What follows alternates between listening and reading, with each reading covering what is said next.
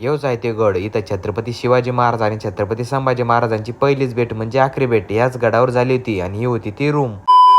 स्वागत आहे तुमचं पुन्हा एका नवीन आपल्या ब्लॉगमध्ये. त्याचं नाव सोमा बोरकुल पाटील. तर आजचा विषय असा आहे की रात्रीचा मुक्काम होता आपला नाणीजमध्ये. सकाळी उठलो, बॅग वगैरे धरल्या, गाडीमध्ये टाकून दिल्या आणि चाललेलो आता मंदिराकडे दर्शन घ्यायला. लांबूनच आम्हाला पुढे एक हत्ती दिसला, तर हत्तीपाशी गेलो, तिथं पण दर्शन वगैरे घेतलं आणि तिथून चाललेलो सरळ आपल्या गाडीकडे. सगळे मंडळी गाडीमध्ये बसले आणि आम्ही चाललो होतो पन्हाळगडाकडे. रस्त्यानेच आमच्या गाडीच्या मधात एक मोर आला होता. मोराला बाय करून चाललेलो गडावरती. इथं आल्यावर बाजीप्रभू देशपांडे यांची मूर्ती दिसली. रायगडावर जसा गाईड केला होता ना तसंच इथे केला, कारण की नुसतं दगड वगैरे बघून चालत नाही. गाईड वगैरे केला तर सगळी सविस्तर माहिती आपल्याला कळती. हे जे तुम्हाला पाणी दिसतं ना, हे पिण्याचं पाणी आहे आणि ते कधीच आटत नाही. आणि या 3 बिल्डिंगा दिसतात ना मोठ्याल्या, हे धान्य कोठ्याची जागा आहे. त्याच्यामध्ये गहू, डाळ आणि भात असे 3 प्रकारचे त्या कोठ्या होत्या. आणि छत्रपती संभाजी महाराज आणि छत्रपती शिवाजी महाराज यांची पहिली भेट आणि आखरी भेट याच गडावर झाली होती. हीच आहे ती रूम. ह्याच रूम मध्ये त्यांची आखरी भेट झाली होती. छत्रपती संभाजी महाराजांच्या आयुष्यामध्ये पहिलीच भेट आणि आखरी भेट याच गडावर झाली होती. हा असा गड आहे की याच्यावर पूर्ण गाडी आपण फिरू शकतो आणि या गडावर पूर्ण सिटी बसलेली आहे. आता आम्हाला जाम भूक लागली होती, तर एका हॉटेलवर गाडी थांबवून तिथं मस्त जाऊन खावलं. नंतर चालल्या गेलो आम्ही शाहू पॅलेस बघायला. आणि आतमध्ये काही व्हिडिओ वगैरे चालत नाही, तर आतमध्ये आम्ही बघून आलो. आणि रात्रीचा मुक्काम आपला होता आता पंढरपूर मध्ये.